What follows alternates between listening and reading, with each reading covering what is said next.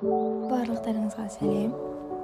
Бүгінгі видеода біз сіздерге презентацияны дұрыс, оңай және тиімді түрде қалай жасауға болатынын көрсететін боламыз.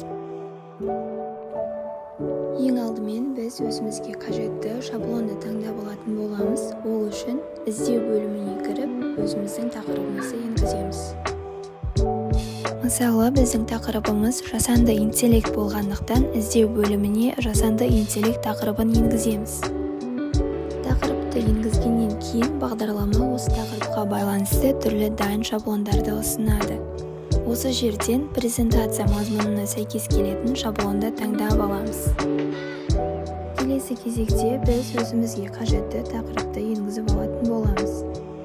Тақырып енгізу үшін бірінші слайдтағы тақырып жазылатын жерді басамыз да қажетті атауды жазамыз. Мысалы, біздің презентациямыздың тақырыбы жасанды интеллект.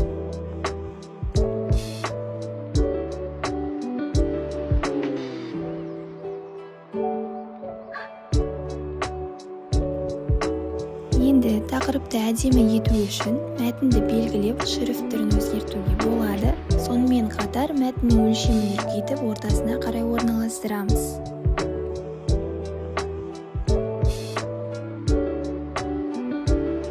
Презентацияны көрнекі ету үшін суреттерді, диаграммаларды және де кестелерді қолдануға болады.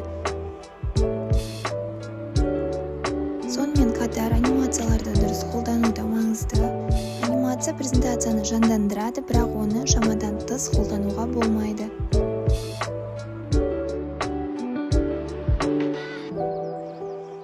Сонымен қатар мұнда мәтінге жылтыр, көлеңке сияқты жылтыр эффекттер мен түрлі анимацияларды қоссақ болады.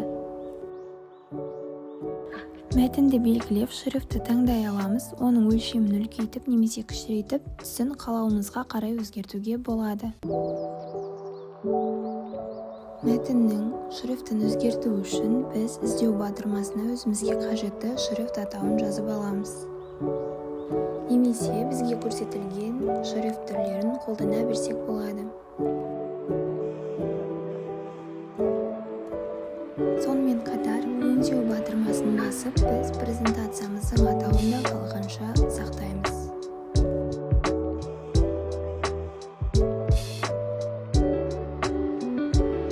Презентациямыз дайын болғаннан кейін оны дұрыс сақтап аламыз. Онда презентацияны әртүрлі форматта сақтауға болады. Мысалы, егер презентацияны өңдеу керек болатын болса, онда оны PowerPoint форматында сақтаймыз.